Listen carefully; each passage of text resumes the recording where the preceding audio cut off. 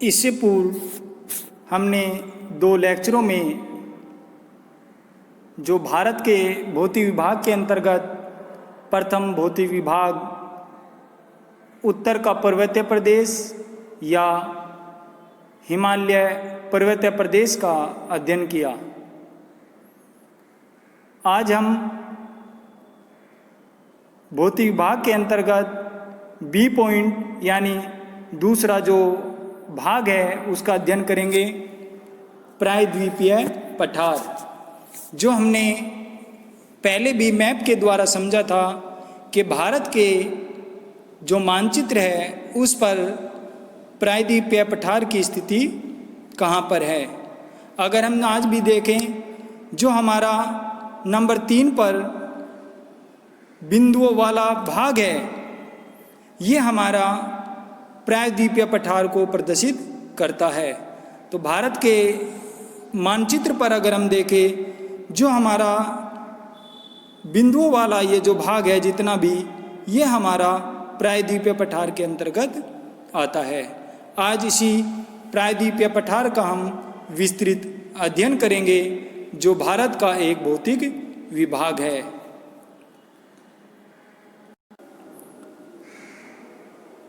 प्रायद्वीपीय पठार। सबसे पहले हम प्रायद्वीप का अर्थ जानेंगे कि प्रायद्वीप कहते किसे हैं।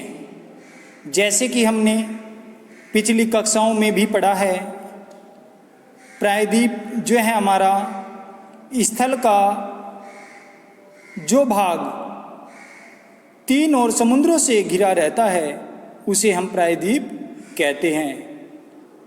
अब प्रायद्वीप और द्वीप में क्या अंतर होता है? प्रायद्वीप में स्थल का जो भाग है वो 3 ओर से जल से घिरा रहता है, जबकि द्वीप जो है वो चारों ओर से जल से घिरा रहता है। यानी द्वीप पूर्ण रूप से जल के अंदर होता है, वो चारों ओर जल से घिरा रहता है, जबकि प्रायद्वीप जो है हमारा 3 ओर जल से घिरा रहता है। तो यहाँ पर अगर हम देखें, जो हमारा भारत का प्रायद्वीपीय पठार है वो भी हमारा 3 ओर जल से घिरा हुआ है, जिसमें हम अगर पश्चिम का जो भाग देखें, पश्चिम की ओर इसमें अरब सागर, इसके पूर्व की ओर बंगाल की खाड़ी तथा दक्षिण में हिंद महासागर का विस्तार है। इस प्रकार से जो हमारा प्रायद्वीपीय पठार है, जो भारत का दक्षिणी भाग है, वो 3 ओर जल से घिरा हुआ है, इसीलिए इसको प्रायद्वीप कहते हैं। और यहाँ पर ये पठार रूप में पाया जाता है तो इसको प्रायद्वीपीय पठार कहते हैं। यह उत्तरी मैदान के दक्षिण में पठारी भूमि 3 ओर से सागरों से घिरी होने के कारण प्रायद्वीपीय भारत कहलाती है।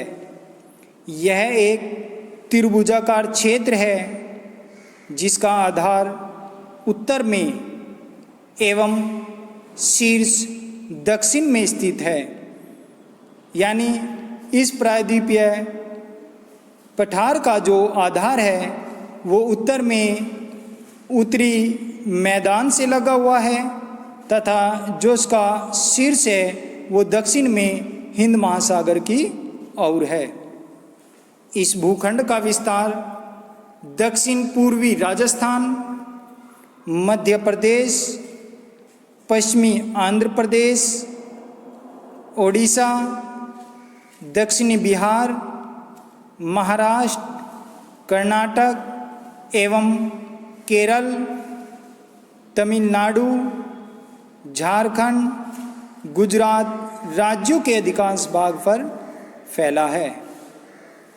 क्षेत्रफल की दृष्टि से यह भारत का सबसे बड़ा भौतिक प्रदेश है। इसका विस्तार 16 लाख वर्ग किलोमीटर क्षेत्र पर है। यह भारतीय उपमहाद्वीप का सबसे प्राचीन भूखंड है, जो प्राचीन गोंडवाना लैंड का भाग है।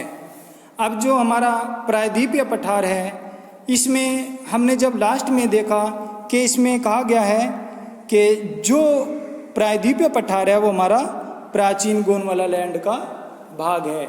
अब ये प्राचीन गोंडवाना लैंड क्या है, इसको अगर हम समझें, जैसे कि हमने जब पृथ्वी की उत्पत्ति के बारे में समझा था बीए प्रथम वर्ष के अंतर्गत, जो हमारा प्रश्न पत्र प्रथम है भौतिक भूगोल, उसमें हमने पृथ्वी की उत्पत्ति के संबंध में जब अध्ययन किया था तो वहाँ पे हमने समझा था कि जो आज ग्लोब पर जो ये विश्व की स्थिति है, जिस पर महाद्वीप और महासागर बिखरी हुई अवस्था में आज पाए जाते हैं, जो इसकी आज वर्तमान स्थिति है, प्रतिरूप है, अगर हम इसके उत्पत्ति के प्रारंभ में देखें तो कहा जाता है कि ये सभी भाग एक स्थलखंड के रूप में था जिसे पेंजिया कहा जाता था। और इस स्थलखंड के जो उत्तर का भाग है उसे अंगारा लैंड तथा जो दक्षिण का भाग है उसे गोंडवाना लैंड कहा गया था। और इन दोनों स्थलखंडों के बीच पैंथलासा नामक एक महासागर था। तो जो दक्षिण की ओर का जो भाग था इसमें गोंडवाना लैंड, उसी का ये अवशिष्ट भाग है हमारा प्रायद्वीपीय पठार। विवर्तनिक दृष्टि से शांत क्षेत्र होने के कारण यहाँ भूकंप आने की संभावनाएं कम होती है। यद्यपि लातूर एवं कोयना के भूकंप इस पर प्रश्न चिन्ह लगाते हैं। इस पठार की औसत ऊंचाई 600 मीटर से 900 मीटर है। अरावली, राजमहल और शिलांग की पहाड़ियाँ इस पठार की उत्तरी सीमा पर स्थित है। राजमहल गारो गैप वस्तुतः राजमहल व मेघालय पहाड़ियों के बीच के भाग हैं।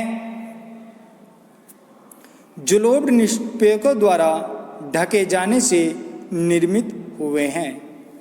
इसका दक्षिणी छोर कन्याकुमारी है। प्रायद्वीपीय पठार की ढाल उत्तर और पूर्व की ओर है, जो सोन, चंबल और दामोदर नदियों के ढाल से स्पष्ट है।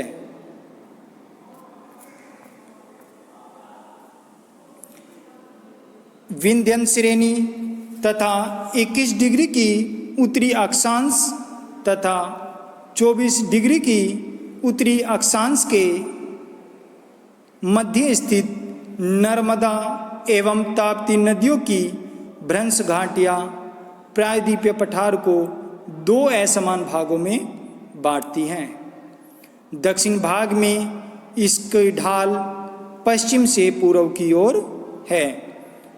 अगर हम नर्मदा एवं ताप्ती नदियों की बात करें तो नदियों की जो प्रवाह दिशा है वो पश्चिम की ओर है। ये दोनों नदियाँ पश्चिम की ओर बहती है। और ये क्वेश्चन भी लगभग हमारे ज़्यादातर एग्जामों में आता रहता है। दूसरा, जो हमने ज्वालामुखी इस पठार की बात करें तो ये पठार जो है वो ज्वालामुखी क्रिया के द्वारा निर्मित हुआ है। ज्वालामुखी क्रिया के द्वारा पृथ्वी के गर्भ से निकलने वाले लावा जब धरातल पर आकर ठंडा हुआ तो उसके ठंडा हो जाने से मैग्मा के रूप में इसका निर्माण हुआ। इसीलिए इस क्षेत्र पर काली मिट्टी का विस्तार भी पाया जाता है। और यही कारण है कि प्रायद्वीपीय पठार या दक्षिण भारत में कपास की खेती अधिक की जाती है।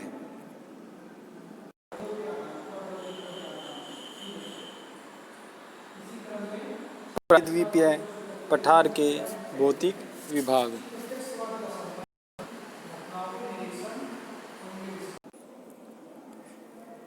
अब हम प्रायद्वीपीय पठार के भौतिक विभागों का अध्ययन करेंगे। नर्मदा नदी की घाटी संपूर्ण प्रायद्वीप को दो असमान भागों में विभाजित कर देती है। इसके उत्तर में स्थित भारत को मालवा का पठार और दक्षिण में स्थित भाग को दक्कन या दक्षिण का मुख्य पठार कहते हैं। तो इस प्रकार प्रायद्वीपीय पठार के दो प्रमुख भौतिक विभाग होते हैं। नंबर 1 मालवा का पठार और नंबर 2 दक्कन का पठार। अब नंबर 1 मालवा का पठार।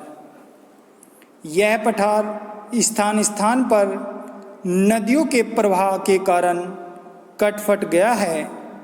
इस पठार के पूर्वी भाग में बघेलखंड और पश्चिमी भाग में बुंदेलखंड में नदियों द्वारा निर्मित बड़े बड़े बीहड़ खड्डू पाए जाते हैं, जिनके कारण अधिकांश भूमि खेती के अयोग्य हो जाती है।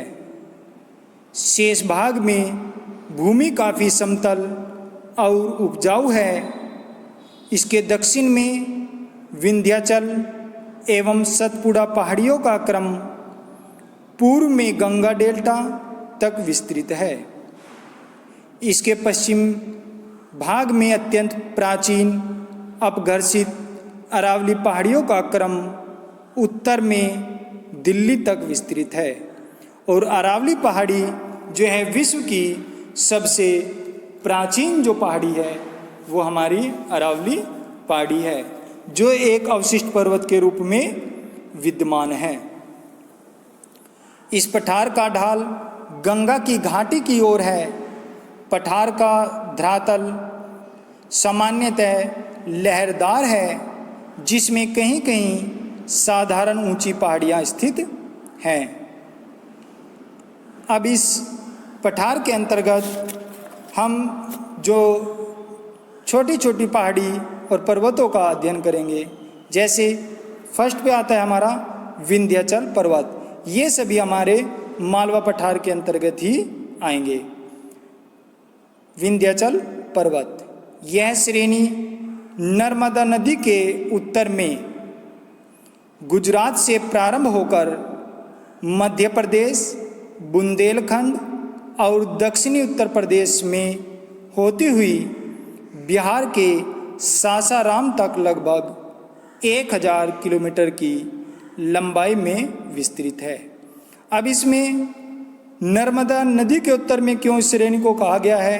क्योंकि जब हमने शुरू में पढ़ा है जो प्रायद्वीपीय पठार के भौतिक विभाग किए गए हैं, उसे दो असमान भागों में जो बांटा गया है वो नर्मदा नदी की घाटी के आधार पर ही बांटा गया है। यानी नर्मदा नदी के उत्तर का जो भाग होगा वो हमारा मालवा का पठार तथा इसके दक्षिण का जो भाग होगा वो हमारा दक्कन का पठार होगा। तो इसी आधार पर विंध्याचल जो पर्वत है ये मालवा पठार के अंतर्गत आता है। तो इसीलिए इसमें कहा गया है कि ये नर्मदा नदी के उत्तर में इसका विस्तार बताया गया है। इस पर्वत की ऊंचाई 457 मीटर से 610 मीटर तक है, किंतु कहीं कहीं यह 915 मीटर तक ऊंची है। इन पर्वतों की रचना विंध्यन क्रम की बालू पत्थर व क्वार्टरजाइट शैलों से हुई है। गुजरात से जबलपुर तक इन पर्वतों पर लावा शैलों का आवरण पाया जाता है। लावा शैलों का अगर हम देखें तो लावा शैल जो है वो काली मिट्टी के क्षेत्र होते हैं। यानी लावा शैल, जिन क्षेत्रों में लावा शैलों का विस्तार पाया जाता है उनकी रचना ज्वालामुखी क्रिया के द्वारा हुई है, क्योंकि ज्वालामुखी के आंतरिक भाग से निकलने वाला या निस्तृत पदार्थ जो मैग्मा है वो धरातल पर आकर जब ठंडा हो जाता है तो वहाँ पर लावा मैदानों का विस्तार होता है।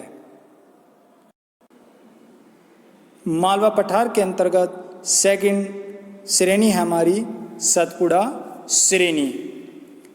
यह पर्वतमाला नर्मदा और ताप्ती नदियों के बीच पश्चिम में राजपीपला की पहाड़ी से प्रारंभ होती है तथा पूर्व व उत्तर पूर्व दिशा में आगे सतपुड़ा, महादेव एवं मैकाल पहाड़ियों के रूप में छोटा नागपुर पठार तक फैली हैं। इसकी पूर्वी सीमा राजमहल की पहाड़ियों द्वारा बनती है। इस पर्वतमाला का विस्तार 21 डिग्री उत्तरी अक्षांश से 24 डिग्री उत्तरी अक्षांश के बीच है। यह अधिकतर बेसाल्ट और ग्रेनाइट चट्टानों की बनी है। इसकी औसत ऊंचाई 770 मीटर है। इस पर्वतमाला की सबसे ऊंची चोटी धूपगढ़ है जो 1350 मीटर ऊंची है। सतपुड़ा श्रेणी की दूसरी मुख्य चोटी अमरकंटक है जो 1066 मीटर ऊंची है। धूपगढ़ के समीप पंचमढ़ी स्थित है जो मध्य प्रदेश का प्रमुख स्वास्थ्यवर्धक स्थान है। अब अगर हम यहाँ पर दो बातों का अध्ययन देखें तो ज़्यादातर किसी भी एग्ज़ाम के अंदर अगर ये क्वेश्चन पूछ लिया जाता है कि जो धूपगढ़ है वो किस श्रेणी की सबसे ऊंची चोटी है, जिसमें हमारा आंसर होगा सतपुड़ा श्रेणी। या दूसरे रूप में सतपुड़ा श्रेणी की सबसे ऊंची चोटी कौन सी है, तो उसका हमारा जो आंसर होगा वो होगा हमारा धूपगढ़। नंबर 3, छोटा नागपुर का पठार। यह पठार पश्चिमी बंगाल राज्य के पुरुलिया तथा झारखंड राज्य के पलामू, धनबाद, गया, हजारीबाग, संथाल, प्रांगना व रांची जिलों पर विस्तृत है। इस पठार पर कई श्रेणियां स्थित हैं जिनके मध्य महानदी, सोन, स्वर्णरेखा व दामोदर नदी आदि गहरी घाटियों में प्रवाहित होती है। सोन नदी पठार के उत्तर पश्चिम में बहकर गंगा में मिलती है। इस पठार की औसत ऊंचाई 760 मीटर है, किंतु पार्श्वनाथ शिखर 1365 मीटर ऊंचा है। दामोदर नदी के उत्तर में अनेक पठार व पहाड़ियों का समूह मिलता है। इसमें हजारीबाग का पठार तथा कोडरमा का पठार शामिल है। इस नदी के दक्षिण में रांची का पठार विस्तृत है। कुछ निचली पहाड़ियों के अलावा रांची का पठार समतल है। इस समतल भूभाग में रांची नगर स्थित है। इस नगर से नदियां चारों दिशाओं में प्रवाहित होती है। यह पठार खनिज पदार्थों में धनी है। खनिजों की प्रचुरता के कारण यह खनिज भंडार कहलाता है। और इस भाग में जो खनिजों की अधिकता है उसका मुख्य कारण क्या है कि इसका जो निर्माण हुआ है वो हमारी ज्वालामुखी क्रिया के द्वारा हुआ है। तो ज्वालामुखी क्रिया के द्वारा जो निर्मित भाग होते हैं उन भागों में खनिजों की जो प्रधानता अधिक होती है।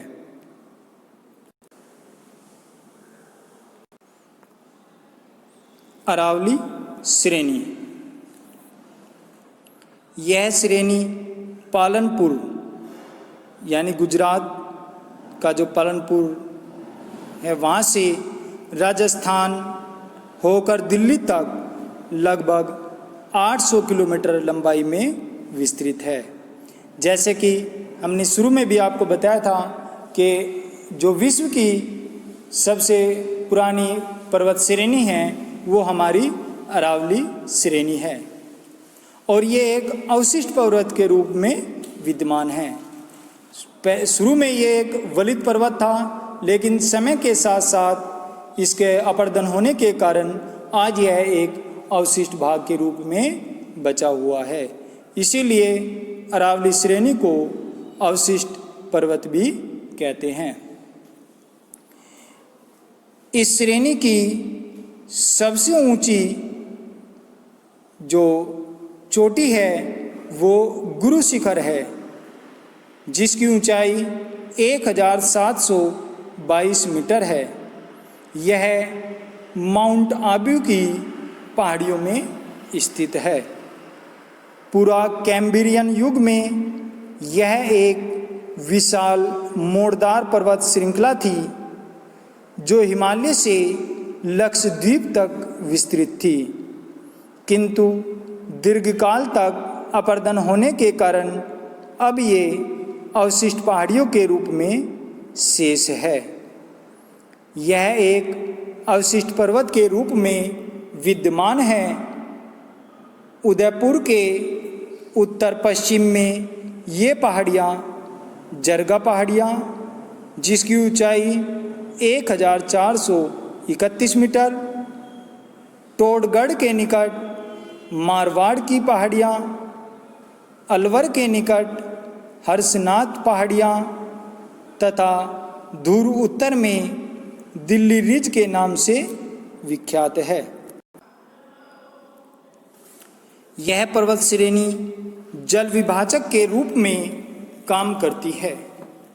इसके पश्चिम की ओर माही और लूनी नदियाँ निकलती हैं जो अरब सागर में गिरती हैं। पूर्व की ओर की प्रमुख नदी बनास है जो चंबल की सहायक नदी है। पूर्वी मैदान के अंतर्गत चंबल बेसिन, बनास का मैदान, माही का मैदान या छप्पन का मैदान सम्मिलित हैं। सौराष्ट्र व कच्छ का रण। थार मरुस्थल के दक्षिण पश्चिम में 900 मीटर से 1200 मीटर ऊंचा लहरदार धरातल स्थित है। प्राचीन काल में सौराष्ट्र कदाचित एक द्वीप था एवं खंबात की खाड़ियाँ परस्पर मिली हुई थी। सौराष्ट्र के उत्तर में स्थित कच्छ का उजाड़ रेतीला व पहाड़ी भाग प्राचीन काल में अरब सागर का भाग था, जो नदियों द्वारा निक्षेपित पदार्थों से पाट दिया गया। अब यह एक नमकीन दलदली क्षेत्र है। अब प्रायद्वीप पठार के प्रमुख जो विभाग है उसके अंतर्गत दूसरा भाग आता है हमारा दक्कन का पठार, यानी जो हमारा नर्मदा नदी के उत्तर का भाग है। दक्कन का पठार एक त्रिभुजाकार पठार है। पूर्वी तथा पश्चिमी घाटों, सतपुड़ा, मेकाल तथा राजमहल पहाड़ियों के मध्य 7 लाख वर्ग किलोमीटर क्षेत्र पर विस्तृत है। इस पठार की ऊंचाई 500 मीटर से 1000 मीटर है। यह महाराष्ट्र, मध्य प्रदेश, छत्तीसगढ़, ओडिशा, आंध्र प्रदेश, कर्नाटक तथा तमिलनाडु राज्यों में विस्तृत है। इस पठार की उत्पत्ति प्राचीन काल में ज्वालामुखी क्रिया द्वारा निःसृत लावा के जमने से हुई। लावा के निक्षेप कहीं कहीं 200 मीटर से अधिक गहरे हैं। इस पठार का आधार प्राचीन रवेदार शैलों से निर्मित है।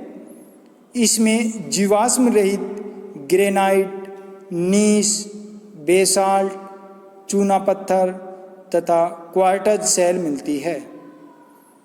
कोयला, मैग्नीज, लोहा, सोना, अभ्रक, मैग्नेसाइट, बॉक्साइट, लेटेराइट, हीरा आदि खनिज यहाँ प्रचुर मात्रा में प्राप्त होते हैं।